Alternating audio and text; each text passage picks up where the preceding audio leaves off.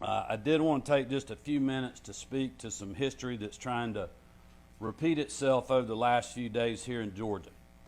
Many of you will recall that in the final weeks of 2020, I clearly and repeatedly said that I would not be calling a special session of the General Assembly to overturn the 2020 election results because such an action would have been unconstitutional.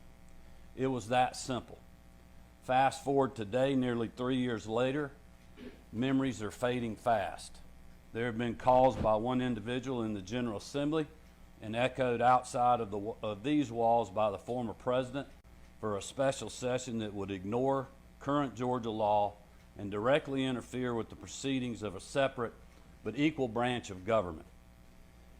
Now, my concerns with the Fulton County District Attorney's handling of this case and the special purpose grand jury have been well documented. We are now seeing what happens when prosecutors move forward with highly charged indictments and trials in the middle of an election. Simply put, it sows distrust and provides easy pickings for those who see the district attorney's action as guided by politics. But let me be clear. We have a law in the state of Georgia that clearly outlines the legal steps that can be taken if constituents believe their local prosecutors are violating their oath by engaging in unethical or illegal behavior.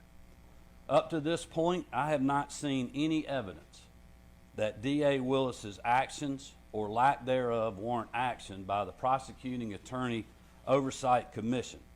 But that will ultimately be a decision that the commission will make.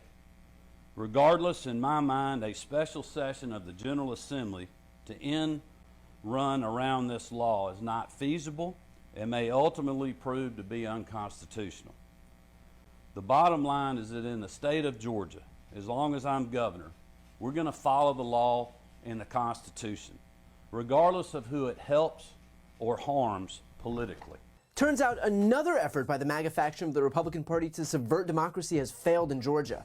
This is Georgia's Republican Governor Brian Kemp denying an effort by some unnamed individual who was calling for a special legislative session who Kemp had said, quote, would ignore current Georgia law and directly interfere with the proceedings of a separate but equal branch of government.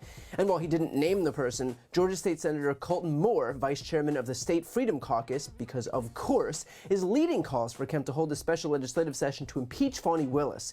And it doesn't take a rocket scientist to figure out why Moore is doing this, because it didn't take long for Donald Trump to give him the little pat on the head that he was looking for.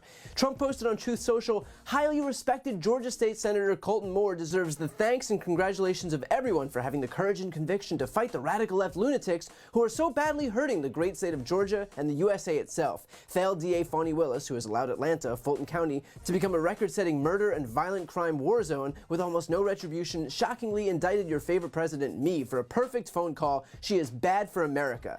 And I gotta say, it really is amazing to watch all of these little invertebrae continue to line up behind Trump, even as the nation is watching a raft of his previous allies getting prosecuted.